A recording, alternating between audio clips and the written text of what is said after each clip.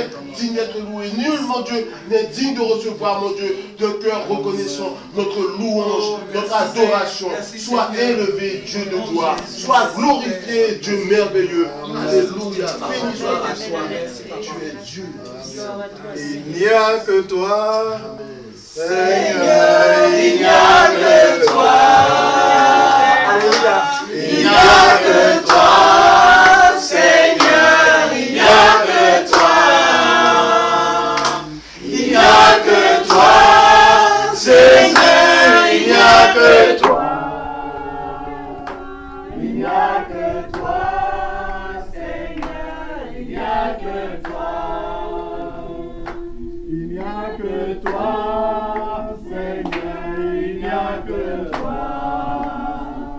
Il n'y a que toi, Seigneur, il n'y a que toi. Il n'y a que toi, Jésus, il n'y a que toi. Il n'y a que toi, Seigneur, il n'y a que toi. Il n'y a que toi, Yahweh, il n'y a que toi. Il n'y a que toi, Yahweh, il n'y a que toi. Tu es Seigneur, Jésus, tu es Seigneur. Le Saint-Esprit n'est jamais en panne. Seigneur, Jésus. Tu es Seigneur, tu es Seigneur, Jésus, tu es Seigneur, tu es Seigneur, tu es Seigneur, Jésus, tu es Seigneur, tu es le roi, tu es le roi, Jésus, tu es le roi, tu es le roi, Jésus. Tu es le roi, tu es Seigneur, tu es Seigneur, Jésus, tu es Seigneur, tu es Seigneur, Jésus, tu es Seigneur. Nous t'adorons, Jésus, nous t'adorons, Jésus, nous t'adorons, Jésus, nous t'adorons, Jésus, nous t'adorons. Tu es le même, Jésus, tu es le même, Jésus, tu es le même, Jésus, tu es le même,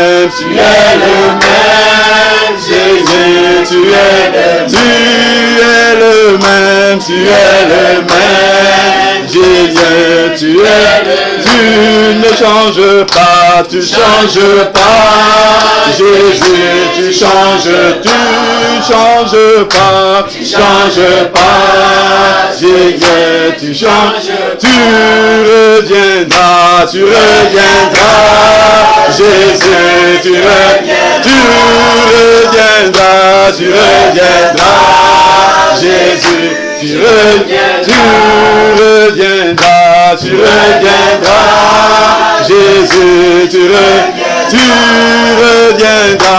reviendras, Jésus, tu reviendras, oh, tu reviendras,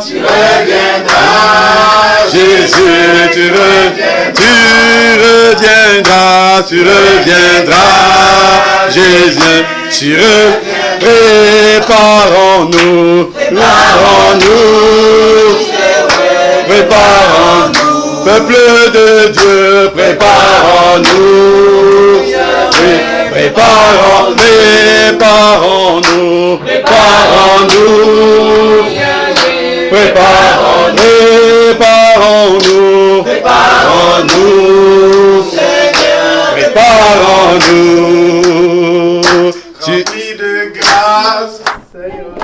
rempli de grâce, rempli de grâce, Seigneur, rempli de grâce,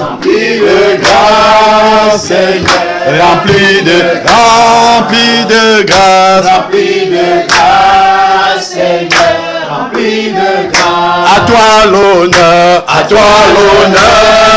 Seigneur, à toi l'honneur, à toi l'honneur, À toi l'honneur, Seigneur, à toi l'honneur,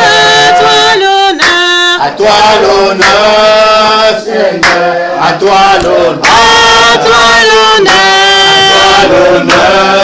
Seigneur, à toi l'honneur, À toi la gloire, à toi la gloire, Jésus, à toi la à toi la gloire, Jésus, à toi la j'entends à toi la gloire, à toi la gloire, Jésus, à toi la gloire, à toi la gloire, Jésus, à toi la gloire.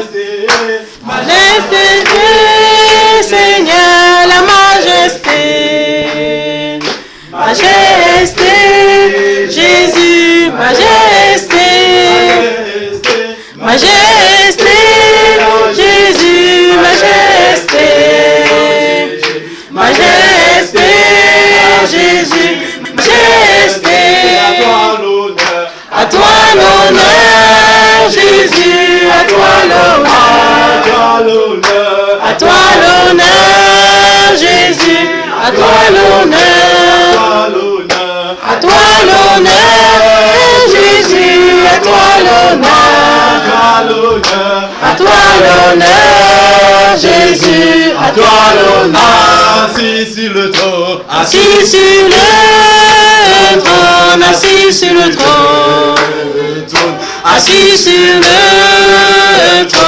assis sur le trône, assis sur le trône, assis sur le trône, assis sur le trône, assis sur le trône, assis Seigneur Jésus, Tu es Seigneur, Seigneur, tu es Seigneur, Jésus, tu es Seigneur, Adonai, tu tu es Seigneur Jésus, tu es Seigneur, tu es Seigneur, Jésus, tu es Adonai. Répétez simplement, tu es Seigneur et moi je vais chanter. Seigneur Jésus, tu es Seigneur, Adonai est ton nom, tu es Seigneur, Jésus, tu es Seigneur, Shaddai est ton nom, tu es Seigneur, Jésus, tu es Seigneur, tu es Seigneur, Jésus, tu es Seigneur, Alpha et l'Oméga, tu es Seigneur, Jésus, tu es Seigneur, assis sur le trône, tu es Seigneur, Jésus,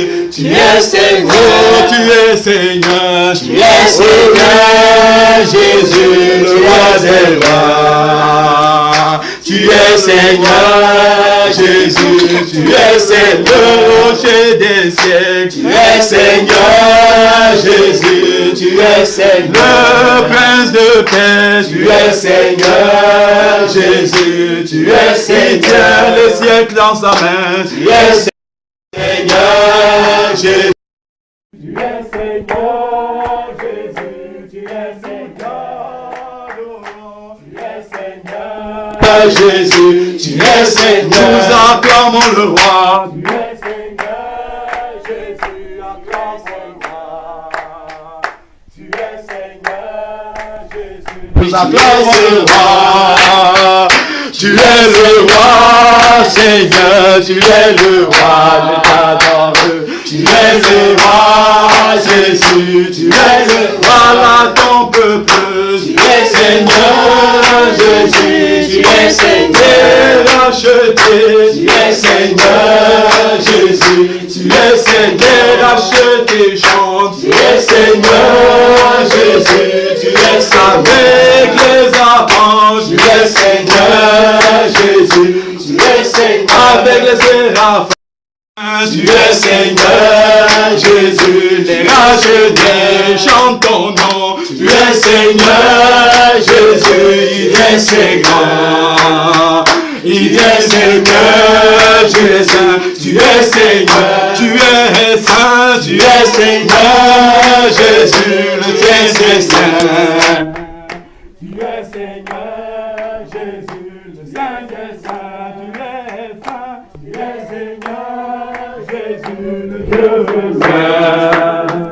Tu es Seigneur, Jésus, tu es le vivant. Tu es Seigneur, Jésus, tu es Seigneur, le Dieu vivant. Tu es Seigneur, Jésus, tu es Seigneur, manifesté dans la chair. Tu es Seigneur, Jésus, tu es Seigneur, 100% Dieu, tu es Seigneur, Jésus, tu es Seigneur, 100% homme, tu es Seigneur, Jésus, tu es Seigneur, descendu, tu es Seigneur, Jésus, tu es Seigneur, pour accomplir la volonté, tu es Seigneur, Jésus, tu es Seigneur, son Père, tu es Seigneur, Jésus, tu es Seigneur, pour faire notre salut, tu es Seigneur, Jésus, tu es Seigneur, le Dieu de la vie, tu es Seigneur, Jésus, tu es Seigneur, tes paroles sont esprit, tu es Seigneur,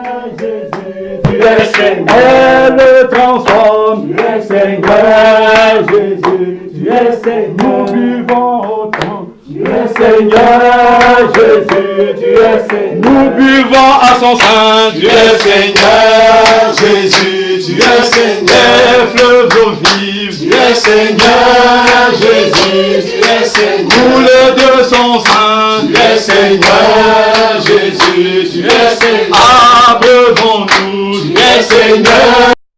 Prophète de Dieu qui est venu après 400 ans de silence. C'est pour ça que dans nos Bibles, vous voyez, entre l'Ancien et le Nouveau Testament, il y a une page blanche.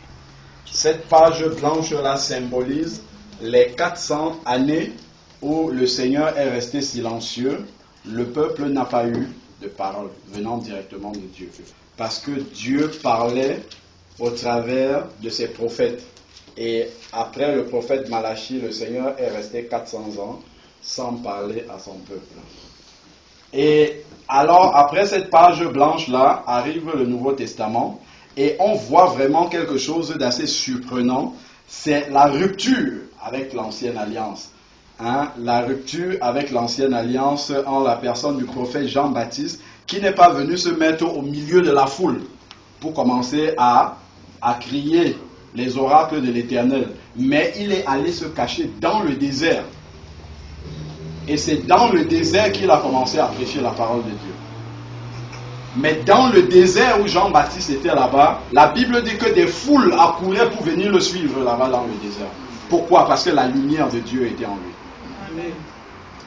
Et ça vraiment, je rends grâce à Dieu pour ce qu'il fait. Parce que c'est Dieu qui est en train de sortir ses enfants de la foule pour les réunir à part et les former pour son prochain retour. Parce que Dieu vient chercher une église sans tache ni ride.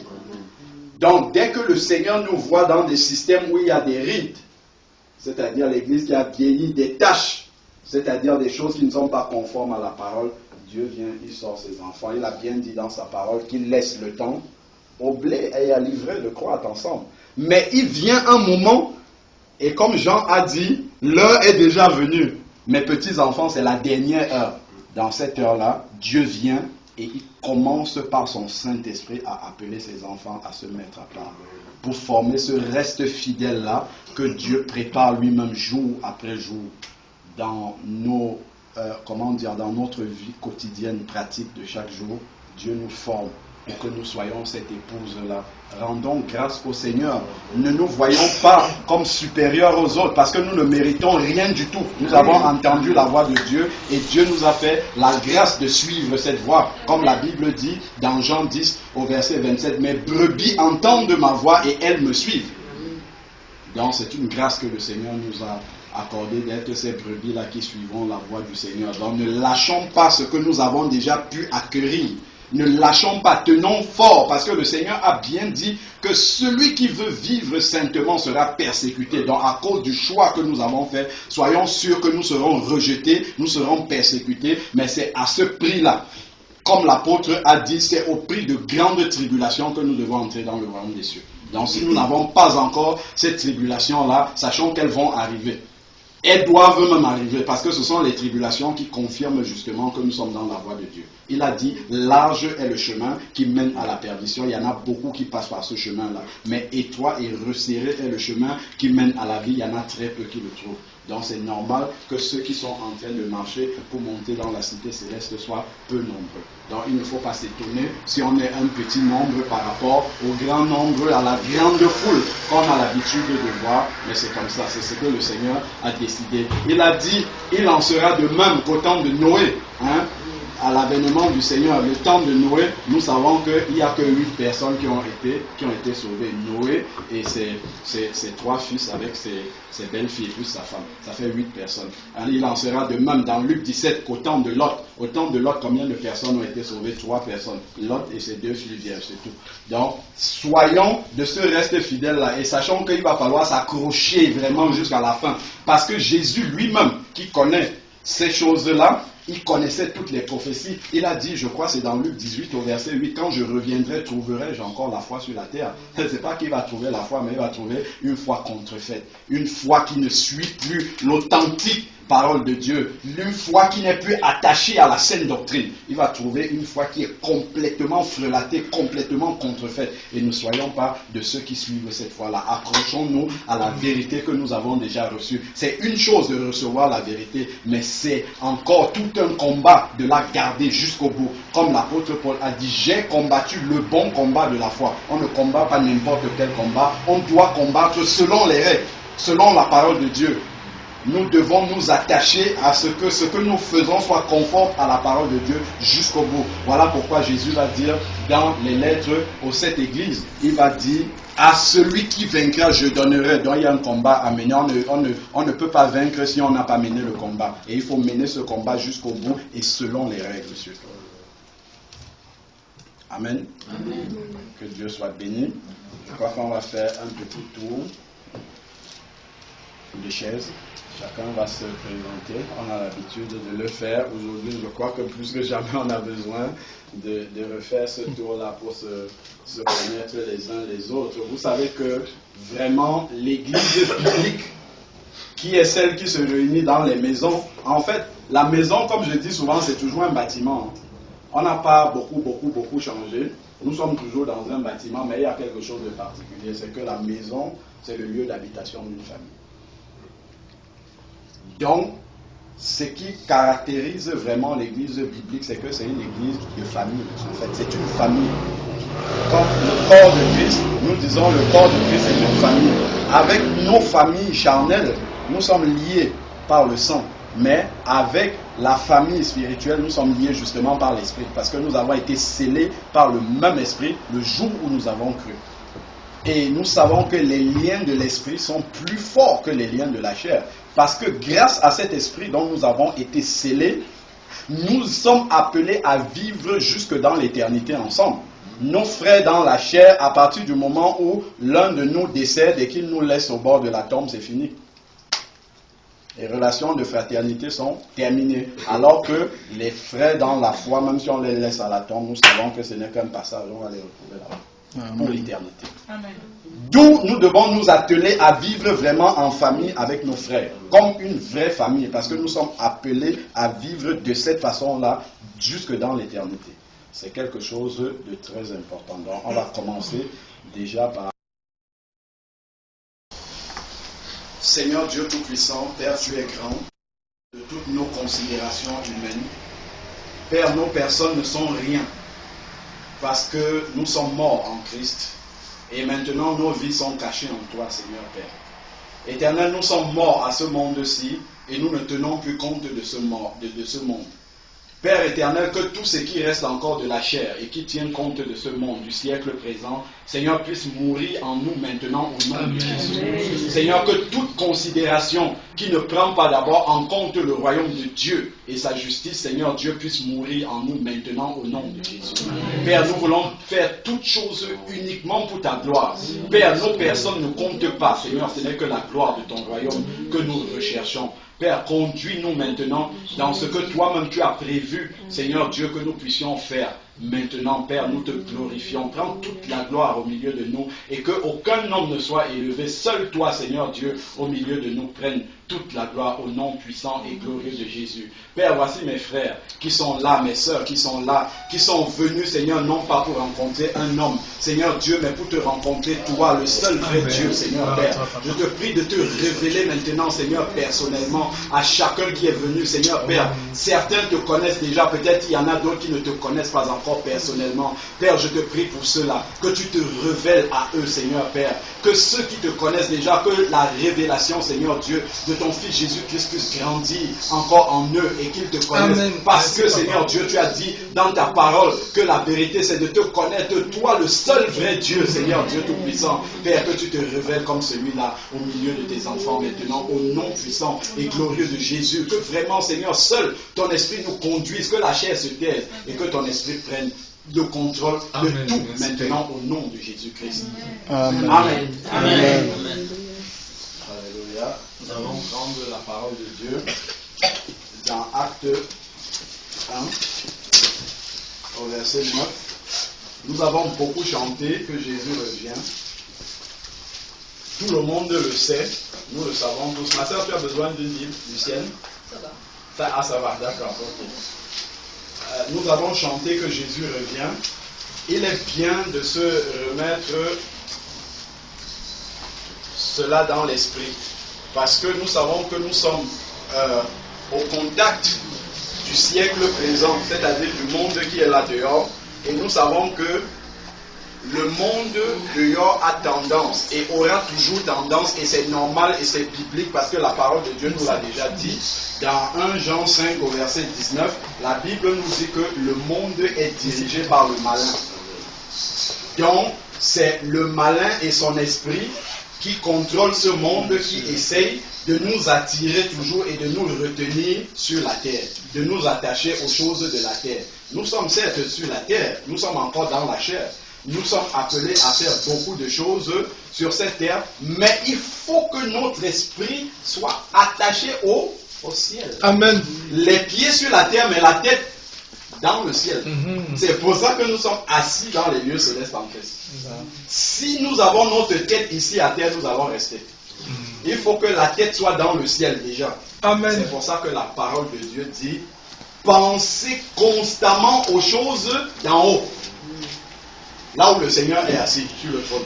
Pensons constamment. Donc, voilà pourquoi il est vital, on va dire, vital pour nous de toujours nous rappeler ces promesses-là. Le Seigneur a dit qu'il revient et nous devons nous accrocher à ces promesses parce que nous savons que de la même manière qu'il a accompli les prophéties, je prends par exemple Ésaïe qui a dit un fils nous est né, longtemps avant, Jésus est venu dans la chair et il a accompli cette prophétie. De la même façon que ces prophéties millénaires se sont accomplies, celle du retour de Jésus s'accomplira de la même façon. Amen.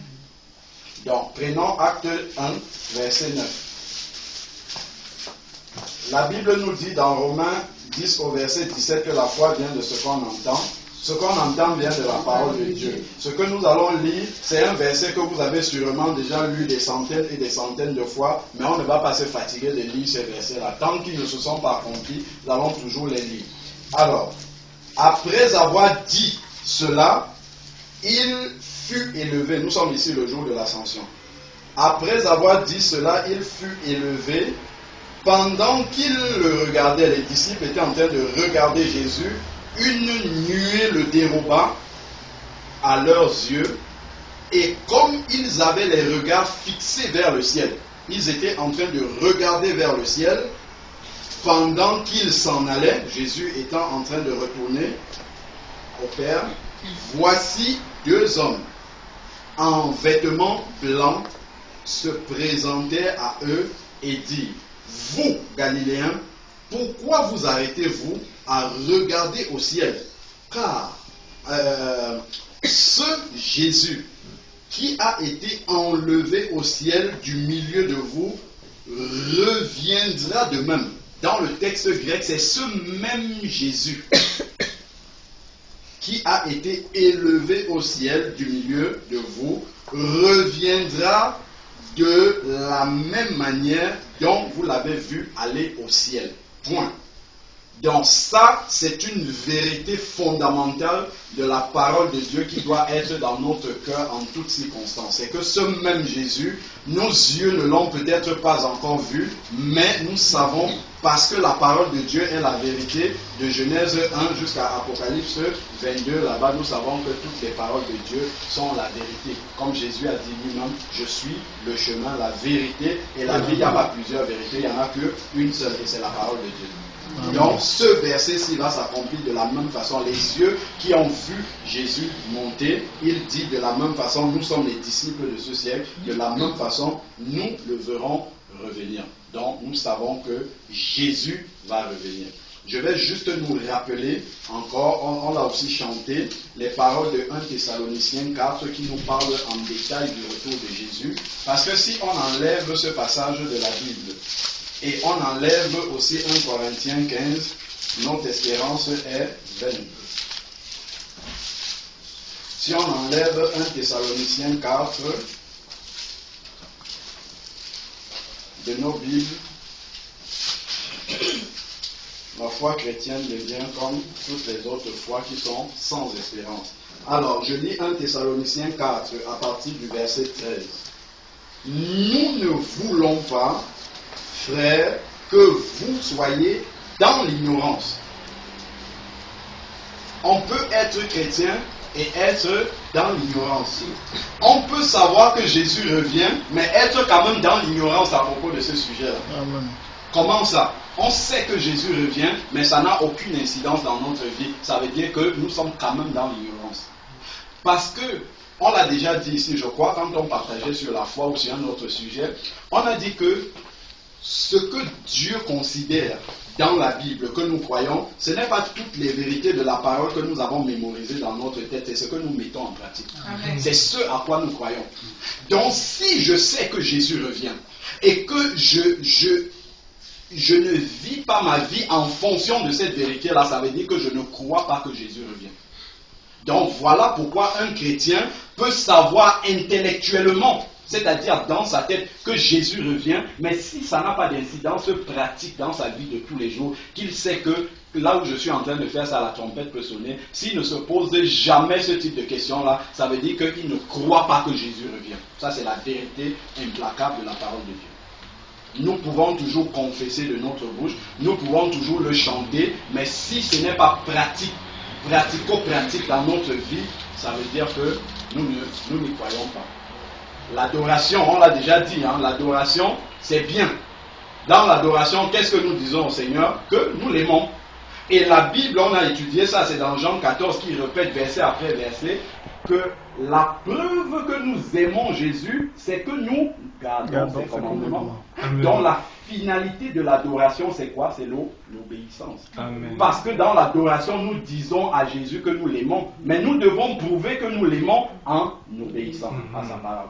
De la même manière, Dieu ne nous demande jamais ce qu'il n'a pas fait lui-même. Quand nous prenons Romains 5 au verset 8, il dit, mais Dieu prouve son amour en ce que Jésus est mort à la croix alors que nous étions encore des pécheurs. Donc Dieu n'est pas resté au ciel et a dit je vous aime. Non, il a prouvé cet amour-là. Donc de la même manière, si nous disons, si nous confessons, si nous chantons, nous célébrons de notre bouche que nous aimons Jésus, l'obéissance doit suivre. Et c'est la seule preuve biblique que nous aimons réellement Jésus. Amen.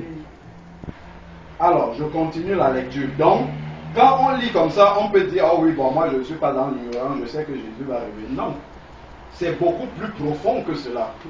C'est quelque chose qui doit affecter notre vie quotidienne. Alors, nous ne voulons pas, frères, que vous soyez dans l'ignorance au sujet de ceux qui dorment, afin que vous ne vous attristiez pas comme les autres qui n'ont pas d'espérance. Et ça, il y a qu'à voir comment nous, chrétiens, comment on peut souvent s'attrister, même pas devant la mort seulement, même devant certaines circonstances de la vie où nous sommes encore en vie, les gens autour de nous sont en vie, mais nous sommes tellement attristés parce que nous avons oublié ces vérités-là.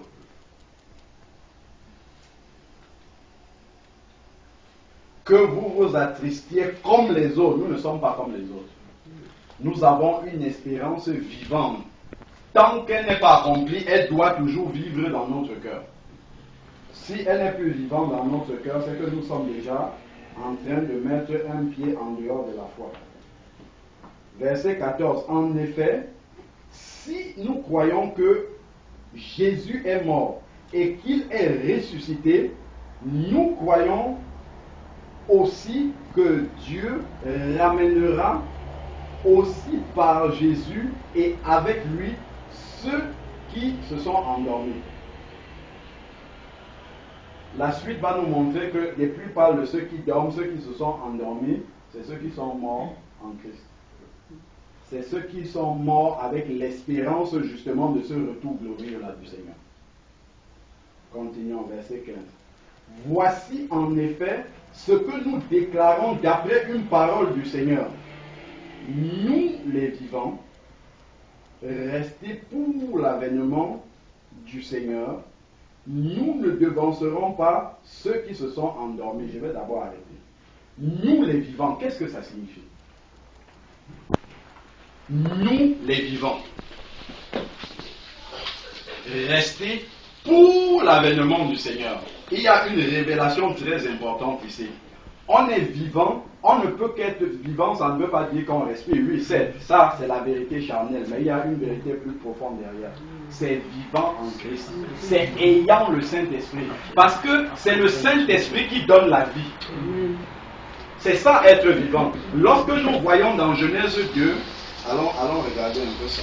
Parce que la Bible nous dit bien que l'Ancien Testament était l'ombre des choses à venir. Genèse 2, verset 7. L'Éternel Dieu, non, je laisse les derniers trouver. Genèse 2, verset 7. L'Éternel Dieu forma l'homme de la poussière du sol. Quand il a formé l'homme, l'homme était une masse comme ça là, d'argile. Mais l'homme n'avait pas la vie. L'homme était dans la mort. Et qu'est-ce que Dieu a dû faire? La suite du verset dit, il insuffla dans ses narines un souffle vital et l'homme devint un être vivant. Donc Dieu a dû insuffler le souffle de vie. Il a dû lui communiquer l'esprit pour qu'il commence à vivre. De la même manière, si nous prenons Luc 1, prenons Luc 1 au verset 35, parce que ça a commencé déjà, ça c'est déjà l'image de la nouvelle naissance. Adam était mort, il était une forme qui ne vivait pas, et Dieu a dû insuffler dans ses narines pour que le souffle de vie prenne et qu'il commence à vivre, qu'il passe de la mort à la vie, de la non-existence à l'existence. Donc, si nous prenons donc Luc 1 au verset 35, l'ange lui répondit, c'est à Marie, le Saint-Esprit viendra sur toi et la puissance du Très-Haut te couvrira de son ombre. C'est pourquoi le Saint-Enfant qui naîtra sera appelé Fils de Dieu. Donc ça nous montre que Jésus est né par la puissance, je parle de Jésus homme, est né par la puissance du Saint-Esprit. Donc c'est le Saint-Esprit qui a amené Jésus homme à la vie.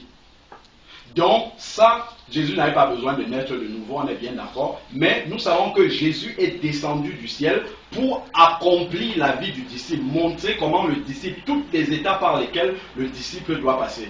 Et nous voyons au travers ici, là, du Saint-Esprit qui vient couvrir Marie, ça c'est l'image de la nouvelle naissance pour le disciple. Si on projette dans la vie de Jésus cette étape-ci, ça correspond à l'image de la nouvelle naissance pour le disciple.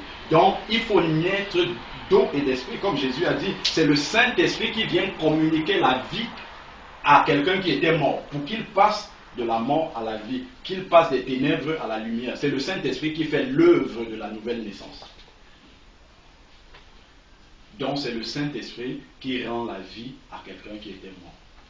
Revenons dans 1 Thessaloniciens.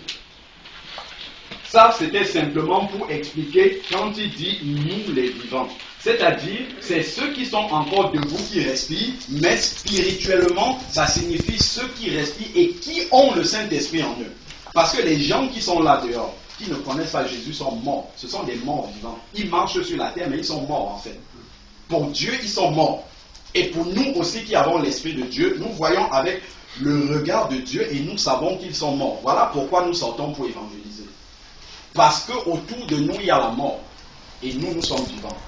Donc, quand nous sommes vivants, vous faites, si vous êtes dans votre voiture, vous voyez un accident, même s'il y a des morts, vous allez quand même descendre pour essayer de voir s'il y a des derniers blessés que vous pouvez secouer. C'est la même chose.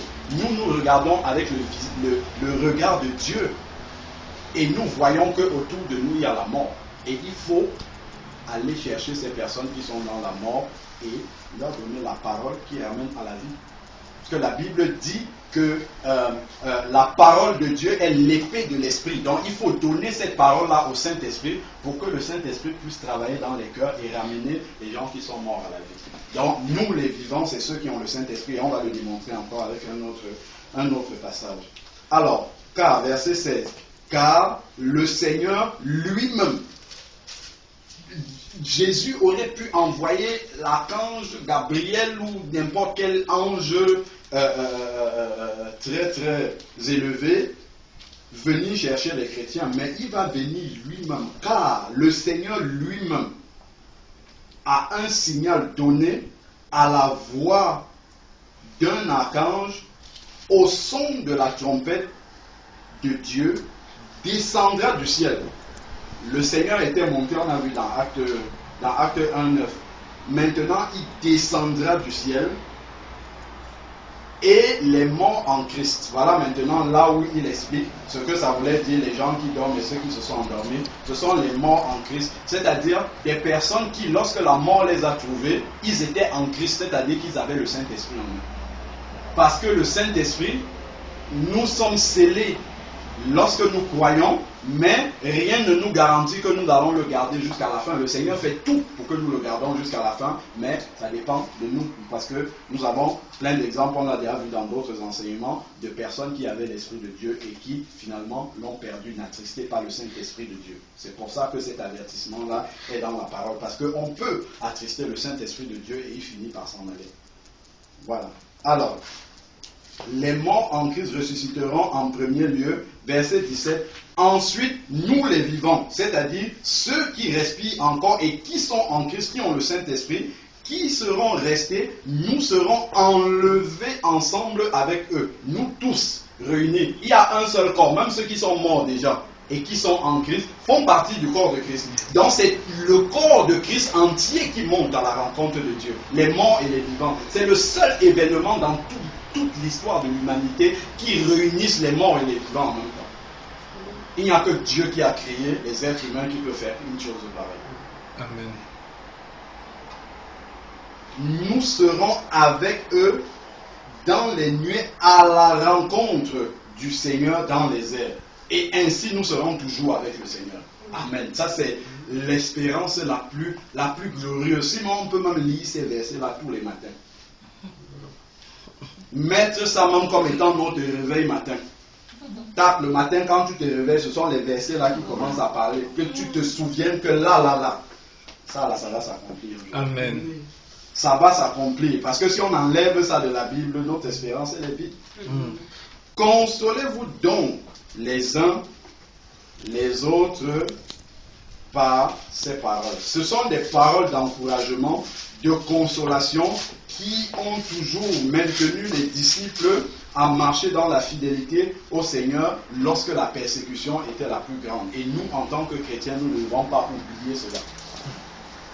Lorsque tu es en train de marcher avec le Seigneur et que tu commences à fatiguer, que ta croix commence à trop peser sur toi, souviens-toi qu'il y a ça là-dedans. Et ça va t'encourager à continuer à marcher. Parce que tu ne marches pas pour rien. Tu marches pour une espérance glorieuse. Une espérance glorieuse. Romains 8, verset 9. Je vais expliquer rapidement ça pour continuer. Nous les vivants, qu'est-ce que ça signifie? Pour nous, je lis Romains 8, verset 9. Pour vous, vous n'êtes plus sous l'emprise de la chair, mais sous celle de l'esprit, si du moins, il y a un si, il y a une condition. Si du moins l'Esprit de Dieu habite en vous, donc il y a des chances que l'Esprit de Dieu, non, je ne vais pas dire chance, je ne vais pas utiliser, non, c'est pas la grâce. Non. Il y a des possibilités. Voilà. Il y a une possibilité que l'Esprit de Dieu ait habité en vous et n'habite plus. C'est pour ça qu'il le dit de cette façon-là. Si du moins l'Esprit de Dieu habite en vous, si quelqu'un n'a pas l'Esprit de Christ, il ne lui appartient pas. Ça conforte encore et ça appuie ce que j'ai dit tout à l'heure. C'est l'Esprit de Dieu qui provoque la nouvelle naissance. Et lorsque on passe par cette nouvelle naissance-là, on reçoit l'Esprit de Dieu et on devient donc enfant de Dieu à ce moment-là. Et donc, à partir de ce moment-là, nous avons changé de propriétaire, nous appartenions au diable, maintenant nous appartenons à Dieu. Voilà pourquoi il faut avoir l'esprit pour se réclamer appartenir au Seigneur. Celui qui n'a pas l'esprit de Christ ne lui appartient pas. Verset 10 maintenant. Et si, vous voyez, c'est plein de si, hein. Si, et si, et si, et si, et si. Nous, souvent, on lit ça et puis on enlève tous les si et puis on laisse comme ça. Mais ces si-là sont très importants. Verset 10. Et si Christ, qui est en vous, le corps, il est vrai, est mort à cause du péché, mais l'esprit vit à cause de la justice. Donc, un chrétien qui a encore l'esprit de Dieu, son corps physique peut mourir, mais l'esprit ne meurt jamais en lui. L'esprit vit toujours en lui. Voilà pourquoi Paul parle dans 1 Thessaloniciens 4 de ceux qui dorment. Il ne parle pas de ceux qui sont morts. C'est un langage auquel nous devons faire très attention. Ce n'est pas pour rien, il ne choisit pas les mots au hasard. Quelqu'un qui dort, c'est quelqu'un qui va se réveiller d'une minute à l'autre. Il y a une différence entre le sommeil et la mort. Donc, il n'est que dans un état temporaire de sommeil. Et après, quand il va entendre le son de la trompette, qu'est-ce qu'il va entendre le son de la trompette? C'est l'esprit qui est en lui. Parce que seul l'esprit peut entendre des choses de Dieu. La Bible le dit, la chair ne reçoit pas les choses de l'esprit. Quand quelque chose vient de Dieu, je crois que c'est dans Jean 4 où il est dit Dieu est esprit. Et il faut que ceux qui l'adorent en esprit en vérité. Donc il faut avoir l'esprit de Dieu pour recevoir les choses qui viennent de Dieu. Donc quand le son de la trompette va arriver, seuls ceux qui ont l'esprit, vivants ou morts, vont entendre ce son-là. Parce que c'est l'esprit de Dieu en eux qui peut entendre le son de la trompette. Donc voilà pourquoi nous devons toujours veiller à ce que le Saint-Esprit en nous ne soit pas attristé. Si ça attriste une minute, il faut que la minute d'après qu'on ait réglé déjà ça pour que le Saint-Esprit se calme en nous, qu'il reste là et qu'il n'envisage pas de partir.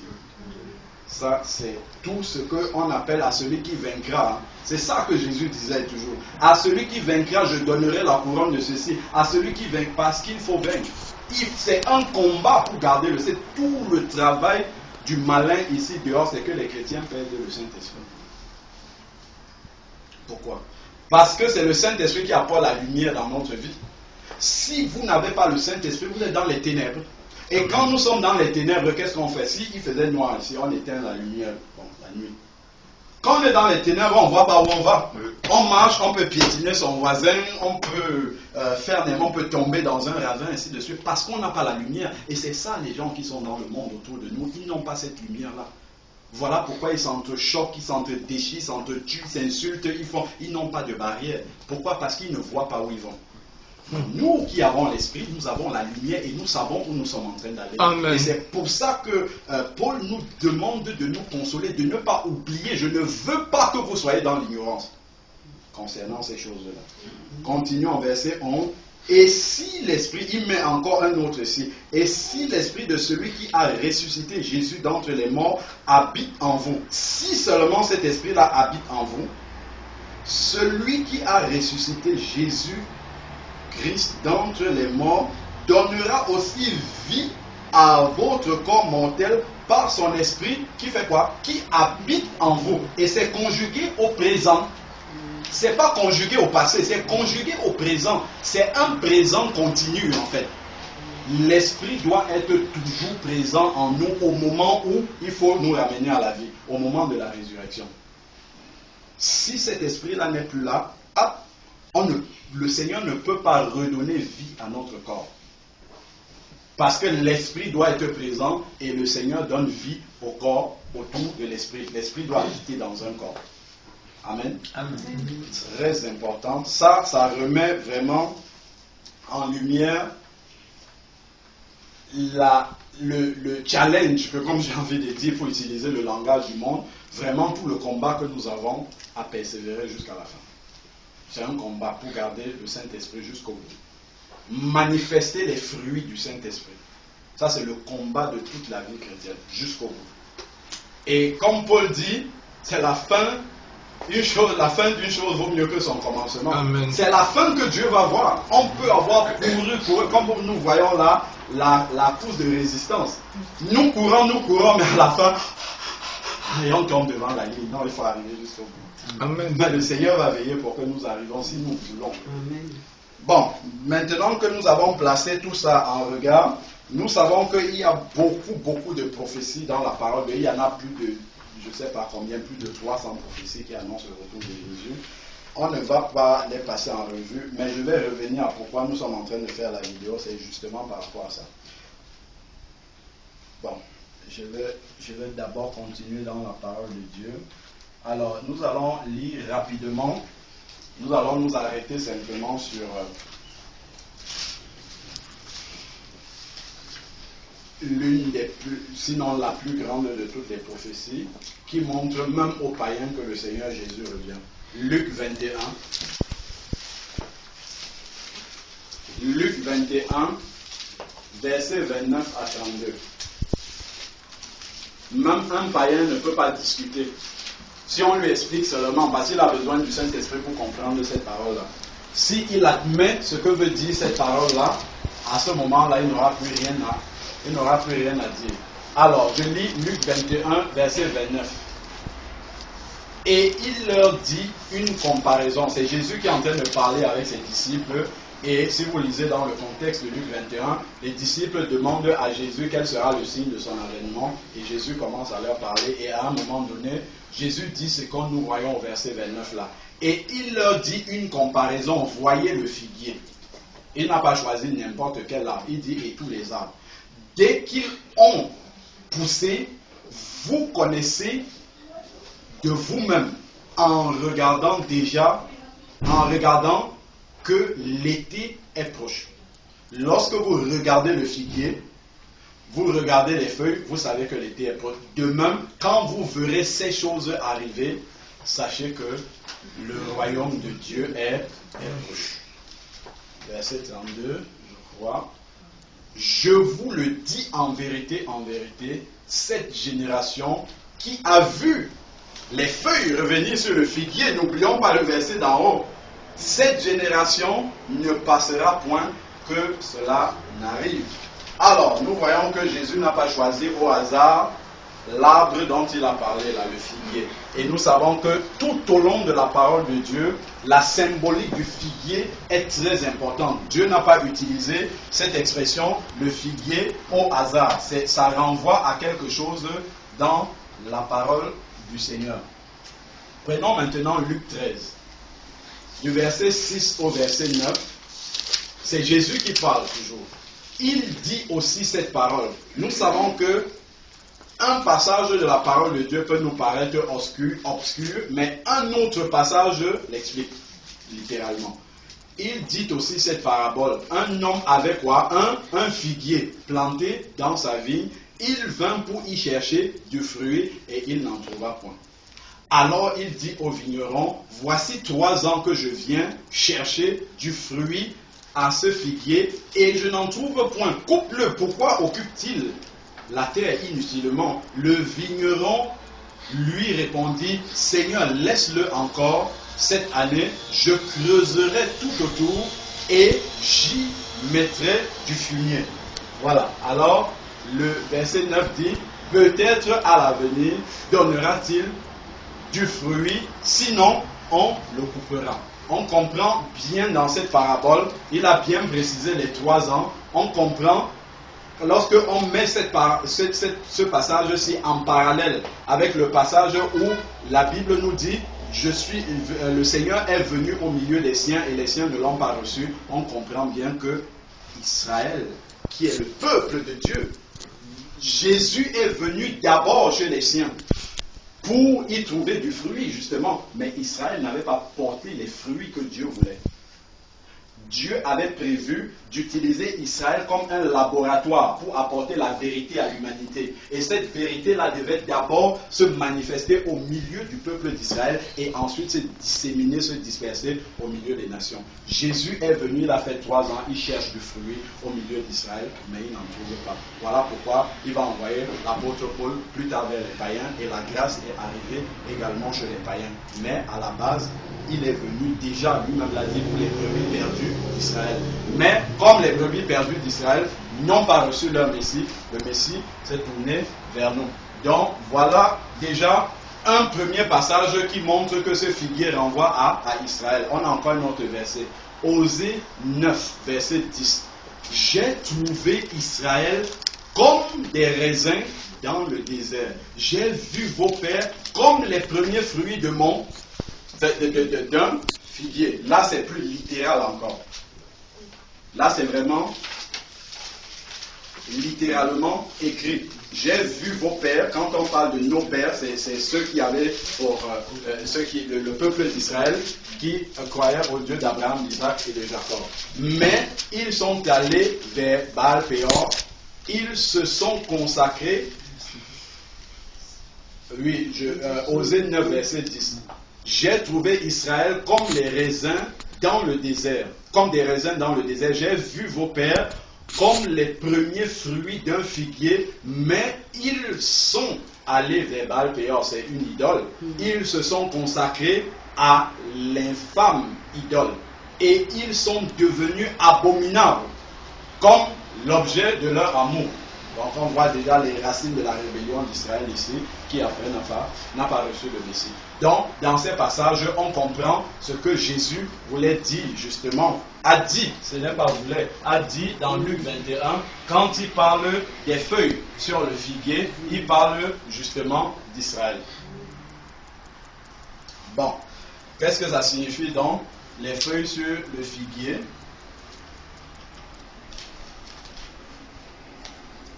Donc, je vais juste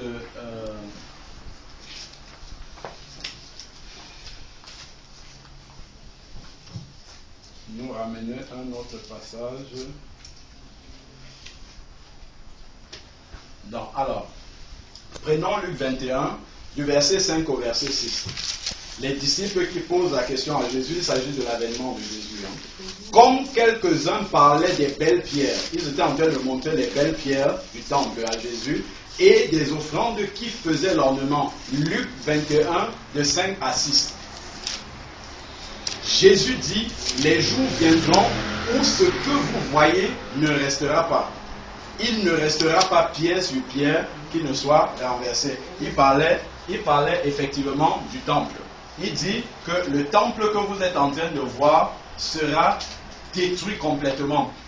Descendons un peu plus loin au verset 24 pour voir la suite de ce que Jésus est en train de dire. Verset 20, autant pour moi, Luc 21, verset 20. Lorsque vous verrez Jérusalem investie par des armées, sachez alors que sa désolation est proche. Alors que ceux qui seront en Judée fuient dans les montagnes, que ceux qui seront au milieu de Jérusalem en sortent et que ceux qui seront dans les champs n'entrent pas dans la ville. Car ce seront des jours de vengeance pour l'accomplissement de tout ce qui est écrit. Bon, nous savons que Jésus, et on termine rapidement, malheur aux femmes qui seront enceintes et à celles qui allaiteront en ces jours-là, car il y aura une grande détresse dans le pays et la colère contre ce peuple. Ils tomberont sous le tranchant de l'épée, ils seront amenés captifs parmi, ils seront amenés captifs parmi toutes les nations, et Jérusalem sera foulée aux pieds par les nations jusqu'à ce que les temps des nations soient accomplis. Et Jésus, qui est le prophète de tous les prophètes, a dit cette parole nous pouvons supposer, si on dit que Jésus, bon voilà, a vécu 33 ans, tout ça, on pouvait supposer que c'est autour de l'an 30 ou un peu plus.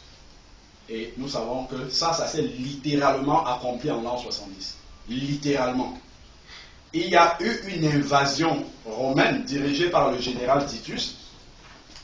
Et il y a eu la destruction du temple dont il était question là. Le temple, le deuxième temple de Salomon a été complètement détruit. Et les Juifs, justement, ont été dispersés dans toutes les nations du monde entier. C'est pour ça que dans quasiment tous les pays, vous trouvez des Juifs qui sont originaires de ces pays-là. Ça date de l'an 70 où ils se sont dispersés. Et ça, c'est l'accomplissement littéral là, de la prophétie que Jésus a prononcée. Le temple a été effectivement détruit et on a des preuves historiques. Pour ceux qui ont suivi un peu sur Internet, hein, vous allez vous taper Arc de Titus sur Google, vous allez voir, je l'ai effacé, les images justement de l'Arc de Titus qui montrent les Romains en train de ramener à Rome l'Arche de l'Alliance et tout ce qu'ils avaient récupéré dans le temple. Ça, c'est visible encore aujourd'hui. Quelqu'un qui ne croit pas peut aller là-bas et voir ces choses-là. Amen. Je crois même que j'ai une image ici, je vais essayer de la montrer.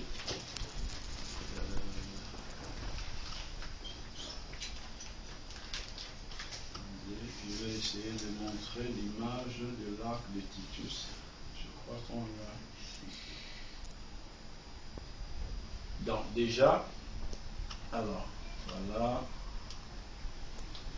Ça arrive, ne vous inquiétez pas.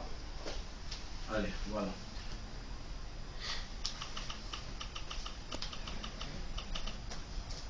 Voilà. Donc, on a parlé. Voilà l'arc de Titus. Ça, vous tapez sur Google, vous allez voir ça. L'arc de Titus symbolise ici, c'est un monument qu'on peut visiter à Rome aujourd'hui. Montre justement des soldats romains en train de ramener, vous avez vu le chandelier à cette branche-là, la menorah, que ça s'appelle. Ils sont en train de ramener, après la victoire justement à Jérusalem, ils sont en train de ramener les ustensiles du temple à Rome. Ça, c'est une preuve historique qui existe encore aujourd'hui pour montrer que la prophétie que Jésus a annoncée, là on est en train de voir dans Luc 21, s'est accomplie littéralement en l'an 70. On a des preuves historiques de cela. Et le général, il est là, Titus, qui a dirigé justement cette invasion-là. On a son buste qui est là. On peut le voir, c'est consultable partout. Vous prenez n'importe quel livre d'histoire, vous allez voir cela consigné là-dedans. Voilà. Donc, et ça, c'est un historien qui s'appelle Joseph. En fait, c'est un historien contemporain de l'époque justement de la destruction du temple là. Et lui, il a laissé des manuscrits qui existent aujourd'hui dans les bibliothèques où on peut lire que ça s'est accompli. Donc, vous prenez la Bible d'un côté et vous prenez l'histoire de l'autre côté. L'histoire atteste ce qui s'est passé véritablement. Amen. Amen. Donc, ça, ce sont des preuves irréfutables que la parole de Dieu est la vérité. C'est la vérité. On ne peut pas faire autrement. Soit on l'accepte, mais on la rejette par mauvaise foi. En fait, si quelqu'un regarde ça et qu'il rejette la parole de Dieu, c'est simplement de la mauvaise foi. Et lorsque le peuple a été dispersé comme ça dans toutes les nations, Ézéchiel lui avait prédit. Attends, je vais revenir.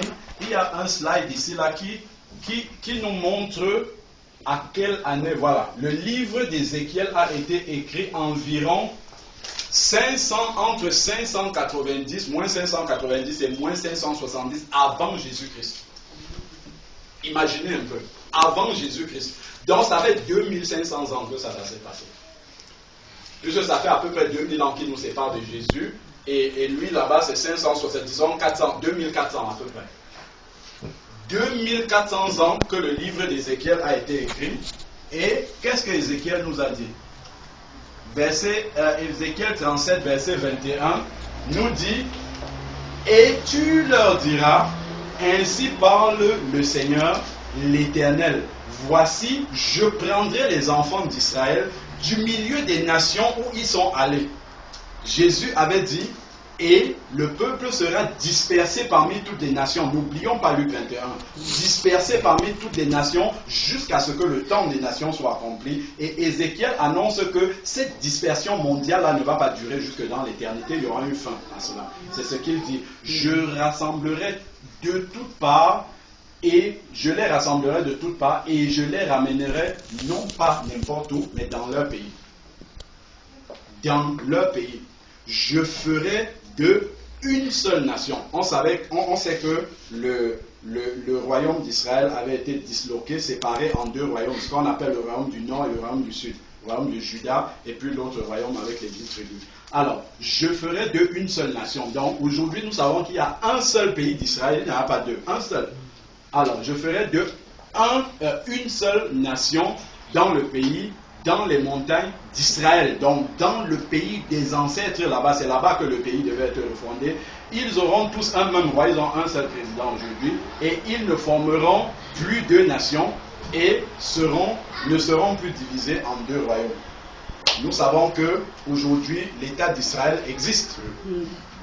Je ne vais pas revenir, si vous allez sur Internet, vous allez voir l'émission que le Seigneur m'a permis de faire en détail pour vous montrer que vraiment la recréation de l'État d'Israël, seul Dieu pouvait accomplir cela. C'est le peuple qui a souffert le plus dans le monde au travers de multiples tribulations. Des gens se sont levés pour faire disparaître cette nation-là, mais pendant 2000 ans, ils sont restés à l'extérieur. Mais le 14 mai 1948, contre l'attente de tous les êtres humains sur la terre, le Seigneur a permis que ce pays-là puisse réexister et appartenir à Israël.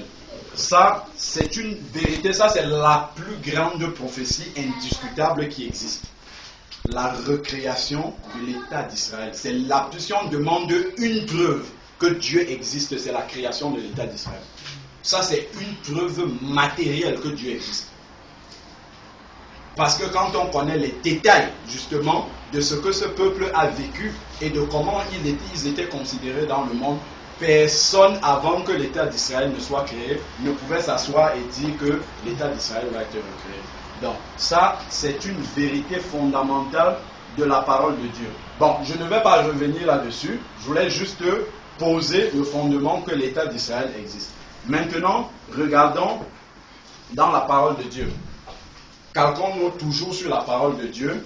Nous savons que, comme je l'ai déjà dit en préambule, le peuple d'Israël a été très désobéissant. Et il y avait déjà des paroles qui annonçaient à ce peuple-là qu'à cause de leur désobéissance, le Seigneur avait prévu des sentences qui devaient tomber sur eux et le Seigneur l'a accompli. Deutéronome 29, Moïse leur avait déjà dit ça. Deutéronome 29, versets 21 à 24. L'Éternel le séparera pour son malheur de toutes les tribus d'Israël selon les malédictions de l'alliance écrite dans ce livre de la loi. Verset 22, les générations à venir, vos enfants qui naîtront après vous et l'étranger qui viendra d'une terre lointaine à la vue des plaies et des maladies dont l'Éternel aura frappé ce pays à la vue du soufre, du sel et l'embrasement de toute la contrée où il n'y aura, regardons ce qui est écrit, ni semence, ni produit, ni aucune herbe qui croisse, comme au bouleversement de Sodome et de Gomorrhe. Nous savons comment Dieu a fait tomber la pluie de feu sur Sodome et Gomorrhe, en sorte qu'il ne reste rien. D'Adma et de Tébouim, que l'Éternel détruisit par sa colère et sa fureur. Alors, toutes les nations diront, pourquoi l'Éternel a-t-il traité ce pays? Pourquoi cette ardente, cette grande colère? Nous savons effectivement que le peuple d'Israël, après avoir rejeté son Messie, Jésus, le Seigneur a accompli cela. parce que le Messie était venu pour eux. Donc Israël, lorsqu'ils ils sont partis dans toutes les nations, est resté un désert. Il n'y avait plus ni semence, c'est écrit là. Il n'y avait plus ni semence, c'était un désert. Quand les gens passaient là-bas, on dit mais qui peut vivre dans ce pays? Il n'y avait que les ronces, les rapines, des trucs comme ça. Je pense même d'ailleurs qu'il y a une image de cela. Mais je continue d'abord dans la parole de Dieu avant de montrer les images. Lévitique 26, versets 31 à 33.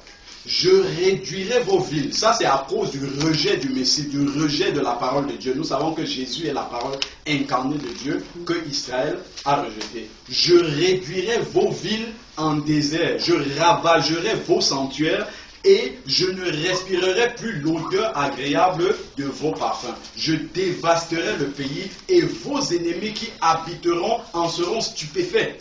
Et je vous disperserai, il le dit encore ici, parmi les nations, et je tirerai l'épée après vous. On sait comment l'Holocauste, tout ça, 6 millions de Juifs, tout ça sont morts, ainsi de suite. Je tirerai l'épée après vous. Tout ce que nous voyons autour de nous, tout ça c'est dans la Bible. Il n'y a rien qui est nouveau là dehors qui se passe. Tout la Bible a annoncé tout ça.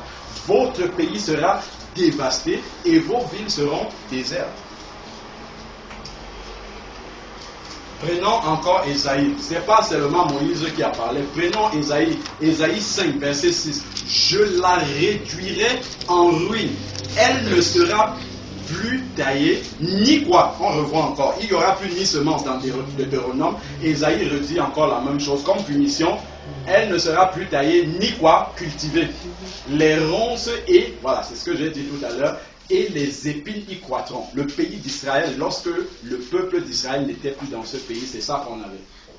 Les épines y croîtront et je donnerai mes ordres aux nuées afin qu'elles ne laissent plus tomber la pluie sur elles. Pour que les cultures puissent croître quelque part, il faut qu'il y ait la pluie. Dieu a ordonné la fermer le ciel, la pluie ne tombait plus. Pendant que le peuple d'Israël était en déportation. Alors, verset Ésaïe 6, toujours verset 11 à 12. Je dis jusqu'à quand, Seigneur? Et il répondit, jusqu'à ce que les villes soient dévastées et privées d'habitants, jusqu'à ce qu'il n'y ait plus personne dans les maisons et que le pays soit ravagé par la solitude, jusqu'à ce que l'Éternel ait éloigné des hommes et que le pays ait éloigné les hommes et que le pays devienne un immense désert. Est-ce qu'on cultive dans le désert? Non. Et c'est ce que Jésus, c'est ce que le Seigneur a accompli.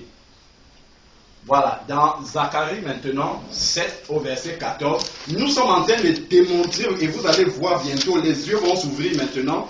On pose d'abord les bases de la parole de Dieu, et vous allez voir au milieu de nous que Dieu est vivant, il vit vraiment. On pourra vous montrer ça matériellement, que ce que nous lisons là, Dieu fait ça, effectivement. Et ça sera une preuve que nous ne croyons pas dans un Dieu mort. Donc quand nous adorons, le Seigneur a dit à la Samaritaine, vous adorez ce que vous ne connaissez pas. Mais nous adorons ce que nous connaissons. Donc nous devons connaître dans les détails le Seigneur que nous adorons. Et là, lorsque nous allons adorer Dieu, nous ne l'adorerons pas comme un Dieu mort. Nous savons qu'il est vivant parce que nous avons des preuves matérielles palpables. Le Seigneur n'était pas obligé de faire ça, mais il nous a accordé la grâce de le faire. Donc ce que nous sommes en train de faire, nous ne sommes pas en train de perdre le temps.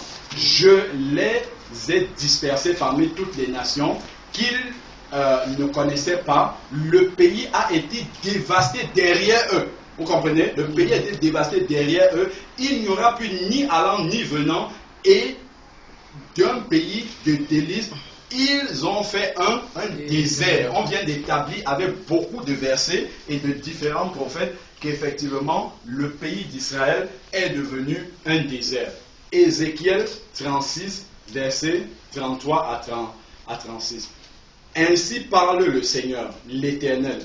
Le jour où je purifierai. Donc, il y a eu une malédiction qui s'est accomplie, mais en même temps, le Seigneur dit que ça ne durera pas jusqu'à l'éternité.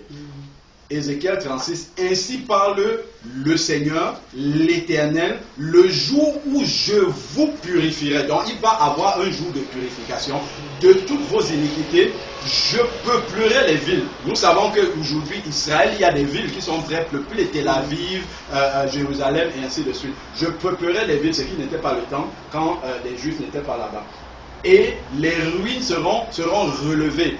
Et la terre dévastée, sera quoi? Cultivée. La terre dévastée sera quoi? Cultivée. Tandis qu'elle était déserte aux yeux de tous les passants. Et l'on dira, cette terre dévastée est devenue quoi? Un jardin d'Éden. Et les villes ruinées, désertes et abattues sont fortifiées et habitées. C'est l'Éternel qui a parlé. Et les nations qui resteront autour de vous sauront pourquoi Dieu fait ça. Il ne le fait pas pour se balader. Les nations qui sont autour de vous sauront que moi, l'Éternel, j'ai rebâti ce qui était abattu et planté ce qui était dévasté. C'est l'Éternel même qui plante ce qui était dévasté. Moi, l'Éternel, j'ai parlé et j'agirai. Le Seigneur parle par sa parole et sa main l'accomplit. Et ça, on va le voir. Ce qu'il a dit là, c'est exactement ce qu'il a fait. On a parlé de la reconstruction. Ça, c'est la ville de Tel Aviv. Regardez le désert, comment le désert est devenu. Ça, c'est quelque chose que nos yeux peuvent voir. Nous comprenons que le Seigneur est en train de revenir. Voilà ça qui est manifeste. Il a dit, je ferai ça. Il a dévasté complètement le pays. Attendez, je crois que j'ai un autre slide, excusez-moi, qui montre vraiment comment était le pays à l'époque où les Juifs n'étaient pas là. C'est important que nous regardons cela pour que nos yeux s'ouvrent. Il faudrait que nos yeux s'ouvrent là-dessus. Quand nous parlons du Seigneur aux gens, nous ne parlons pas comme d'un Dieu qui est comme le Dieu de tous ces dieux qui sont ici dans ce monde qu'on ne connaît même pas, qui sont des idoles complètement mortes, on ne peut même pas trouver une seule prophétie qui est accomplie dans leur parole. Ça, ce sont les villes en Israël, ça, ce sont des villes qui existent aujourd'hui. Attendez, j'essaye de retrouver ça, c'était la ville que j'essaye de retrouver, c'est là.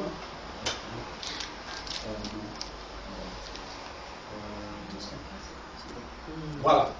Ça, c'est exactement comme ça qu'était le désert. C'est comme ça. Regardez, si on arrive... Je ne sais pas si je vais arriver à faire ce... Voilà. Regardez comment était le pays. Ça, c'était pendant l'occupation ottomane. Un vrai désert. Rien ne pouvait pousser là-dessus. C'est comme ça que le pays était dévasté et de comme ça on est arrivé aux belles villes que vous avez vues, avec les plages et tout ça. Je ferai de ce pays un Éden. C'est Dieu qui le fait pour que les nations d'alentour et nous les chrétiens, que nous puissions voir cela et dire voilà, notre Dieu a agi, revient bientôt. Parce que tout ça c'est associé au retour de Jésus. Lorsque vous verrez les feuilles pousser sur le figuier, vous saurez que je reviens. Donc quand nous disons que nous croyons que Jésus est à la porte, ce n'est pas du tâtonnement, c'est quelque chose qu'il a manifesté au milieu de ses enfants. Mais seul il a ouvert l'esprit à ceux qui veulent le savoir et cherchent vraiment le Seigneur pour cela. Paul a dit qu'il y a une couronne spéciale pour ceux qui aiment l'avènement du Seigneur. C'est pas pour rien. Parce qu'il y a des choses que le Seigneur révèle véritablement à ceux de ses enfants qui le cherchent dans ce sens-là, pour comprendre exactement ce que le Seigneur a dit. Et ça permet encore, lorsque nous adorons Dieu, vraiment de l'adorer sérieusement. Parce que nous savons que ce qu'il a dit, sa main l'accomplit. Regardons, je reviens encore vraiment sur cette image-là de Tel Aviv. Du désert qu'on a vu, regardez ce que Dieu a fait de cette ville-là.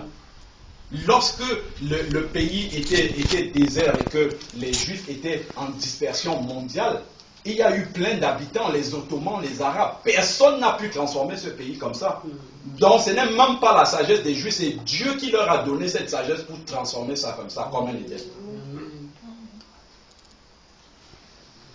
Et lorsque nous regardons ça, nous savons que Dieu est vivant.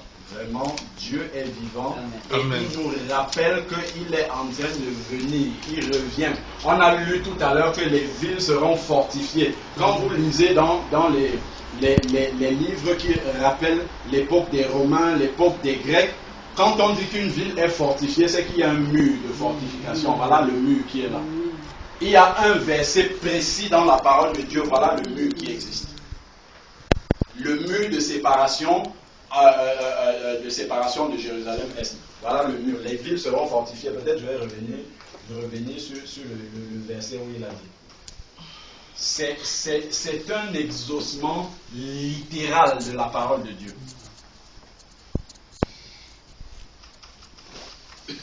Maintenant, on va arriver dans ce que j'étais en train de vouloir nous montrer.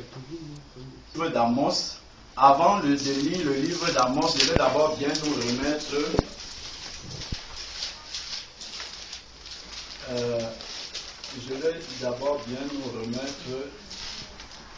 les versets, le livre d'Amos. Alors, le livre d'Amos, je vais nous trouver en quelle année ça a été écrit. Ça c'est important de le savoir. Quand est-ce que le Seigneur a dit ça? Et quand est-ce que nos yeux voient cela s'accomplir? A été écrit entre 760 et 755 avant Jésus-Christ.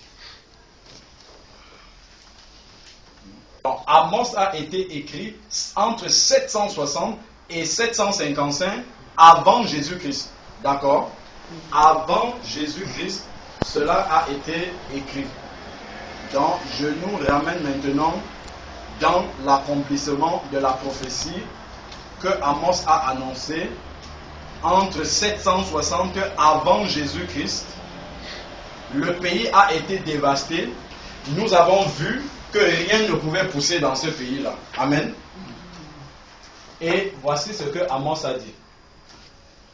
Amos dit, Amos 9, du verset 14 au verset 15. 1. Je ramènerai les captifs de mon peuple d'Israël. Voilà déjà ce qu'il dit. On a vu que ça s'est accompli, le pays d'Israël existe et les Juifs sont revenus. Ils rebâtiront les villes dévastées. On a vu Tel Aviv matériellement devant nous. Bon, maintenant on va avancer un peu plus loin.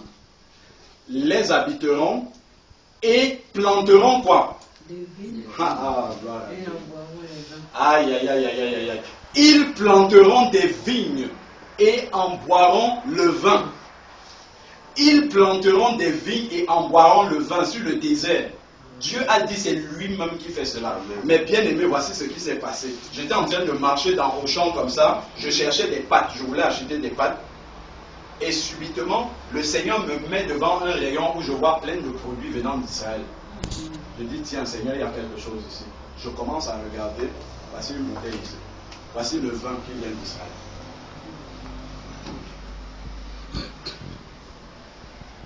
Ça n'a rien de spécial. Si on boit, c'est comme n'importe quel vin. Mais pour nous, ça a une grande signification. Ça, c'est une preuve matérielle que Jésus revient. Ça a été produit en Galilée, c'est écrit dessus.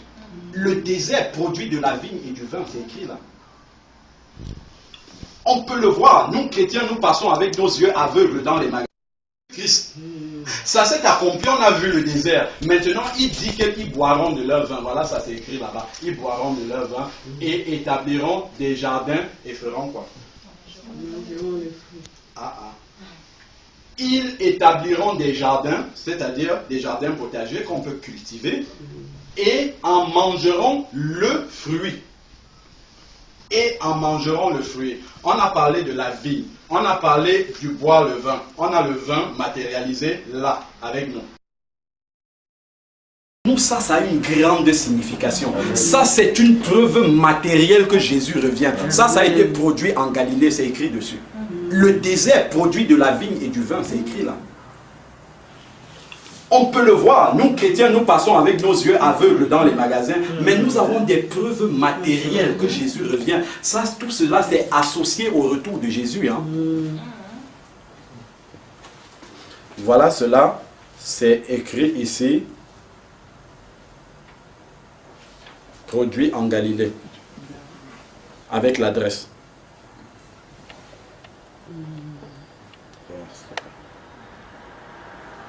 Donc ça, c'est une preuve matérielle parce que c'est fait avec de la vigne. C'est écrit dans notre... C'était écrit entre 760 et 755 avant Jésus-Christ. Ça s'est accompli, on a vu le désert. Maintenant, il dit qu'ils boiront de leur vin. Voilà, ça c'est écrit là-bas. Ils boiront de leur vin et établiront des jardins et feront quoi? Ils établiront des jardins, c'est-à-dire des jardins potagers qu'on peut cultiver, et en mangeront le fruit. Et en mangeront le fruit. On a parlé de la vigne, on a parlé du boire le vin. On a le vin matérialisé là, avec nous. Amen. Voici une série de jus de fruits. Ils en mangeront le fruit, c'est écrit là-bas. Voici des jus qui sont produits en Israël. Jus de pêche, jus de fraises, banane, ça vient de là-bas. Ici, là, c'est citron. Là, c'est pomme. Là, c'est mangue, produit dans le désert. C'est parce que nous sommes aveugles, les enfants de Dieu. Nous ne connaissons pas le Dieu que nous adorons. Regardez ce qui... Ça là, c'est une preuve matérielle que Jésus revient.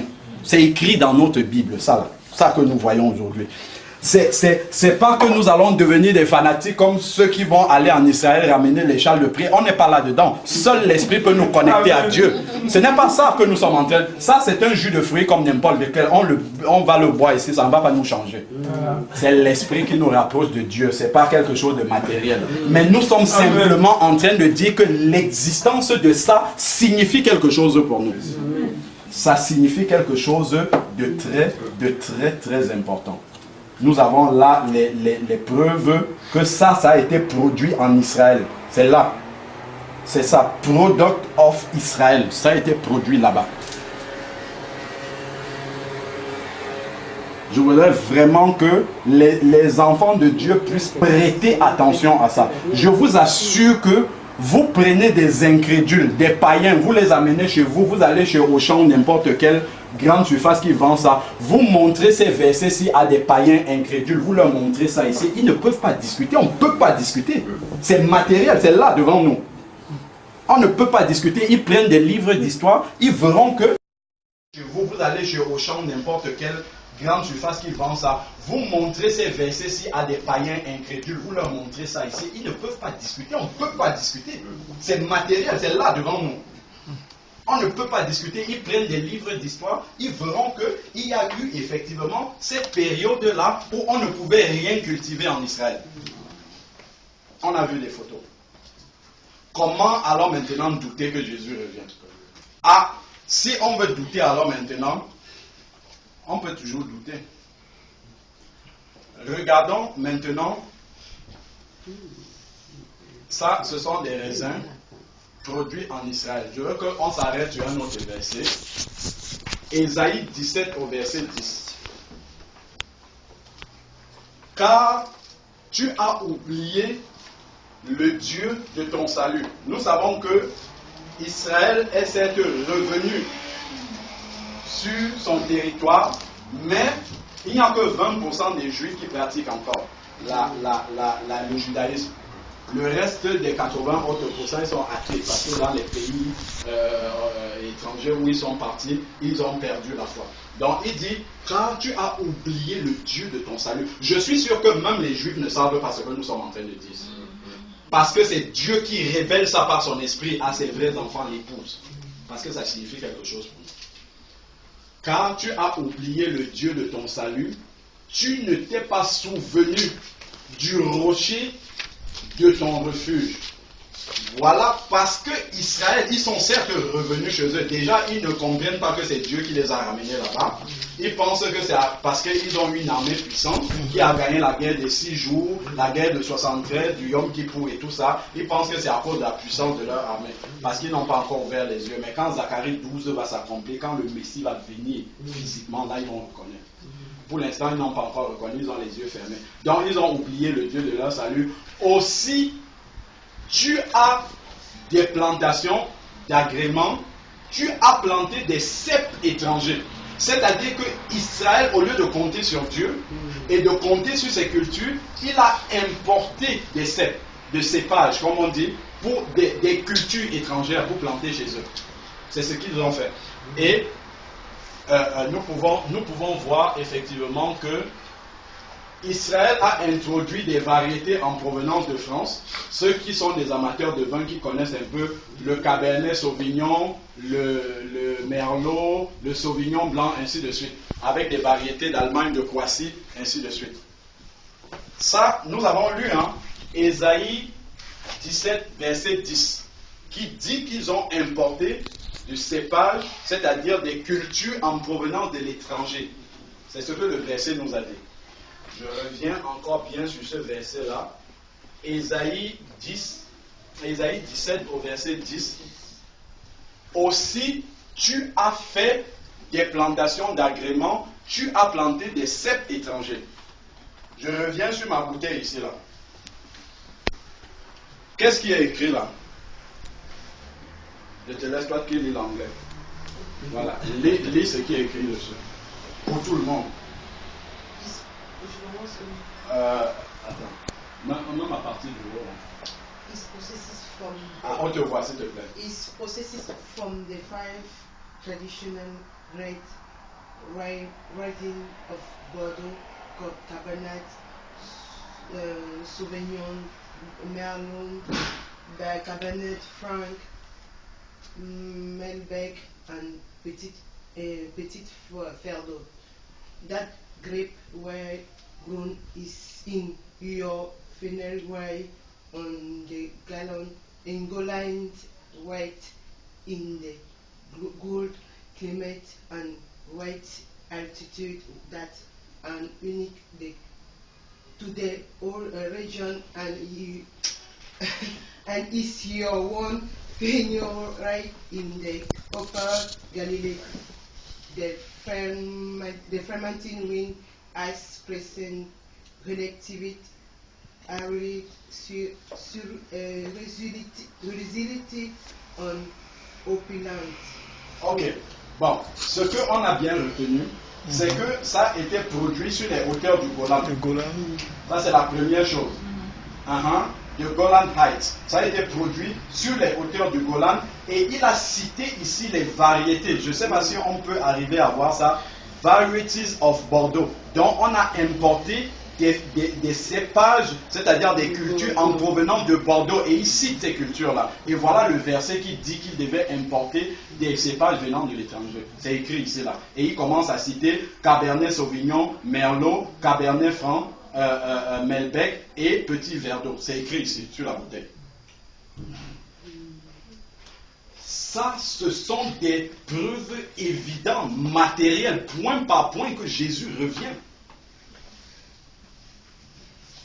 Et que le Seigneur, justement, parce qu'il nous a beaucoup donné, il nous en demandera aussi.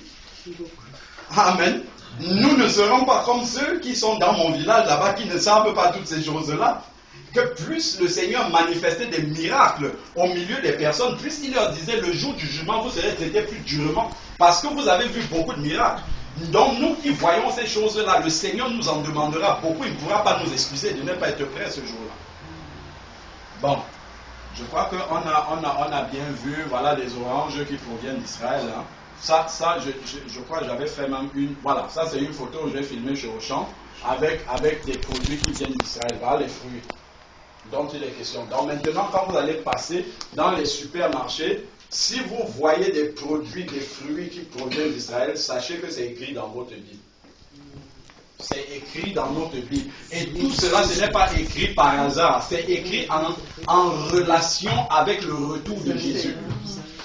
C'est écrit en relation avec, ce sont des signes du retour physique de Jésus sur la terre. Ça, ce sont des signes palpables que nous tous, nous pouvons observer là-dessus.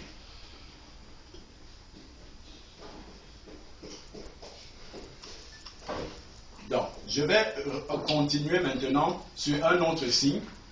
C'est que lorsque les Juifs se sont disséminés dans au milieu des nations.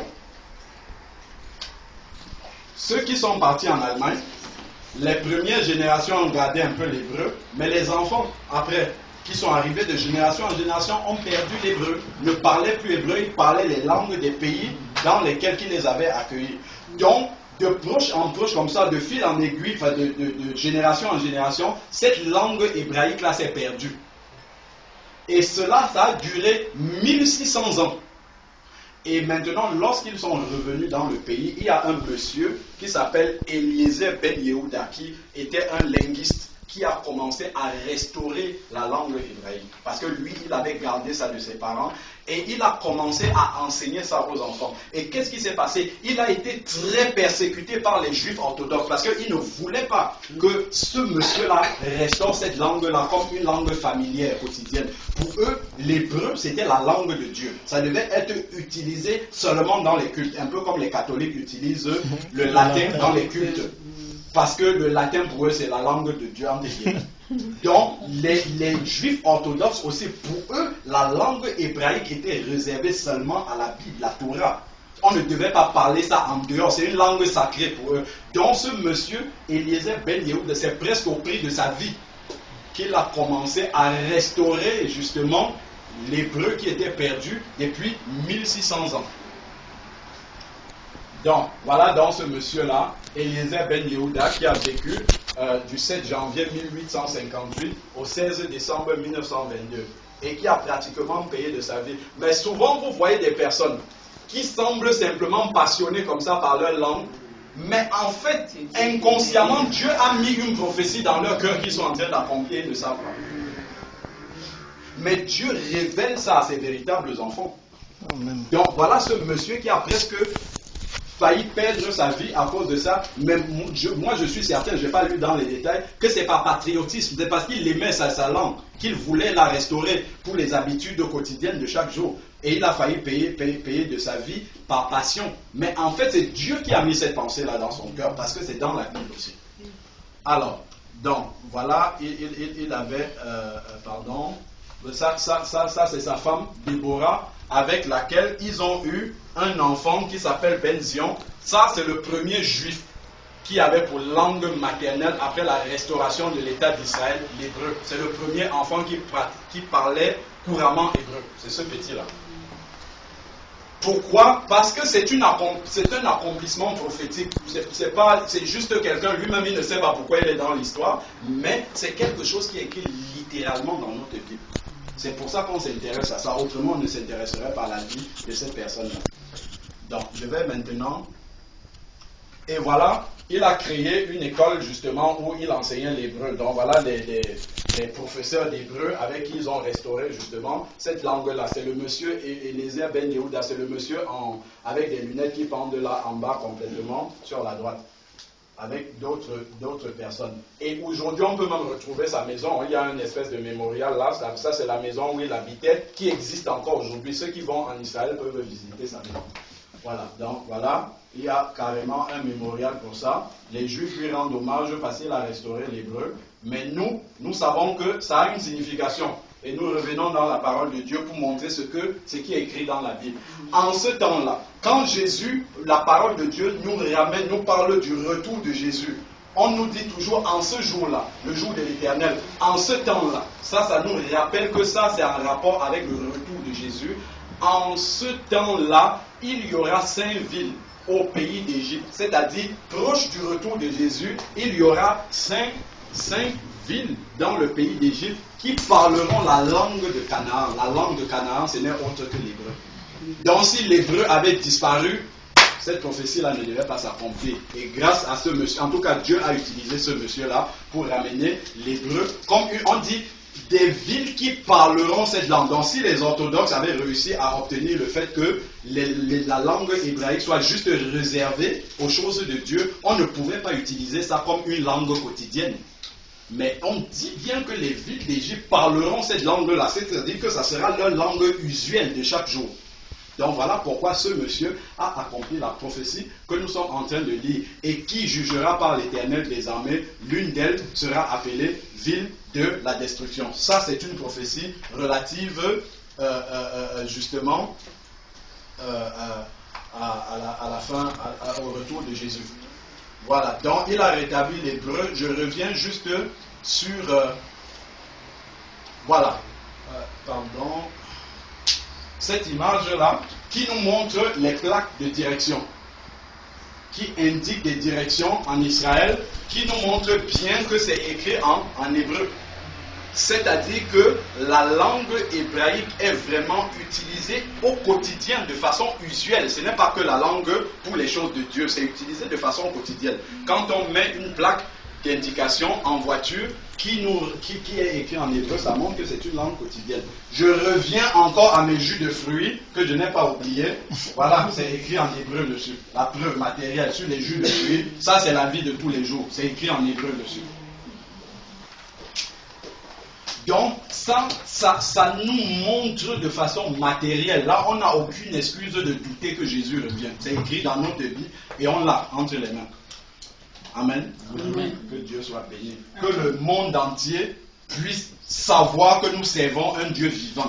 Ça, Dieu a permis ça pour les Thomas. Dieu a même pensé qu'il y aurait plein de Thomas maintenant dans ce monde. Donc il a envoyé tout ça pour que nous puissions les avoir à disposition et ne pas douter qu'il est vraiment ce Dieu-là qui a parlé et qui accomplit ce qu'il a dit. Et s'il accomplit ce qu'il a dit que nous sommes en train de voir, ça veut dire que la prophétie du retour de Jésus va s'accomplir de la même façon.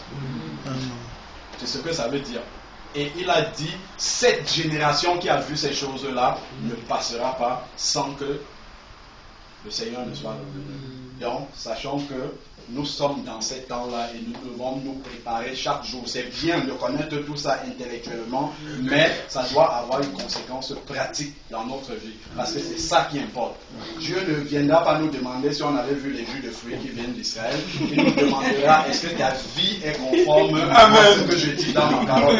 On prend seulement ça pour glorifier Dieu. C'est tout. Une fois on oublie les jus là, on revient dans notre vie pratique pour voir est-ce que les choses sont en ordre. C'est ça qui intéresse Dieu. Que nous produisons du fruit dans notre vie. Pas le fruit, les jus de fruits ici, mais que nous produisons le fruit de l'esprit. Amen. Parce qu'il y a aussi le fruit de la chair, le fruit de la mort. Galates 5:19 parle des fruits de la chair qui conduisent à la mort et Galates 5:22 parle des fruits de l'esprit qui conduisent à la vie. Et quand le Seigneur reviendra, c'est qu'il il a même dit, on a lu tout à l'heure dans Matthieu, c'était dans Matthieu 13 là, où il disait qu'il est venu chercher le fruit dans la vie de ses enfants. Donc c'est ce fruit de l'esprit dans notre vie que Jésus va venir essayer de cueillir pour voir s'il est bon. S'il est bon, appétissant, on monte dans l'enlèvement. S'il n'est pas bon, il est amer, on reste dans la grande tribulation. C'est ça la vérité de la parole. Amen. Amen. Dieu est vivant. Seigneur Dieu Tout-Puissant, Père, nous voulons te bénir encore pour toutes ces choses que tu nous montres, l'accomplissement de tes prophéties. Seigneur Père, nous savons que tout cela, tu l'accordes déjà pour que nous puissions vraiment réaliser que tu es un Dieu vivant. Comme lorsque Jean-Baptiste a douté lorsqu'il était au fond de la prison, il a envoyé ses disciples pour te demander, est-ce que c'est toi vraiment le Messie qui devait venir?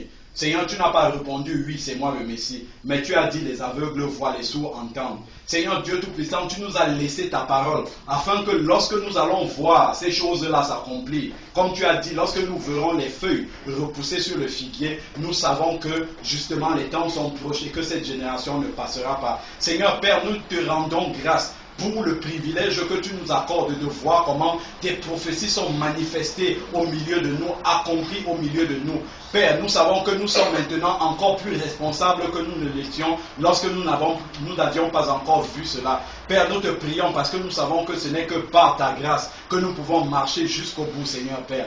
Accorde-nous encore ta force, Seigneur Dieu, pour pouvoir accomplir ce chemin-là, Seigneur, pour pouvoir marcher sur le chemin étroit jusqu'au bout, afin d'être trouvé debout, Seigneur, non pas endormi, mais debout lorsque tu viendras. Père, nous voulons redresser nos têtes, parce que tu as dit dans ta parole que lorsque nos yeux verront ces choses, que nous devons redresser nos têtes, car notre délivrance est proche. Père, c'est ce que nous voulons faire, mais nous voulons le faire dans la vérité, parce que nous ne voulons pas combattre selon, Seigneur Dieu, nos propres règles, mais nous voulons combattre selon les règles de ta parole que tu as fixées et que tu nous révèles par ton Esprit Saint. Père éternel, déverse encore, Seigneur Dieu, cette portion dans le cœur de mes frères, et que ce qu'ils ont entendu en ce moment, Seigneur Dieu, ne tombe pas dans les oreilles des sourds, mais qu'ils puissent les répéter partout où ils vont passer, Seigneur Dieu, parce que tu n'as pas fait cela pour rien. C'est tous ceux qui sont ici, Père, tu les as choisis toi-même. Depuis le jour de l'éternité, tu savais que tu allais manifester cela. Seigneur, nous savons qu'il y en a beaucoup sur la face de la terre qui ne savent pas ce que nous venons de dire,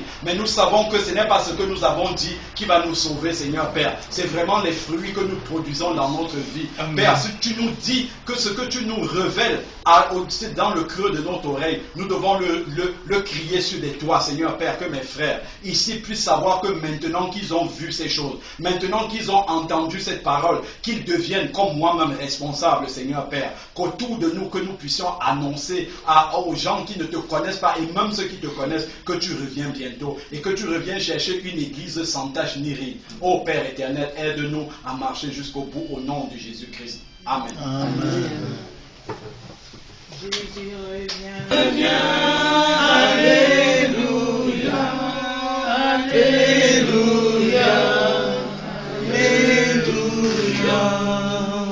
Et s'il revient, seras-tu prêt? Et s'il revient, seras-tu prêt?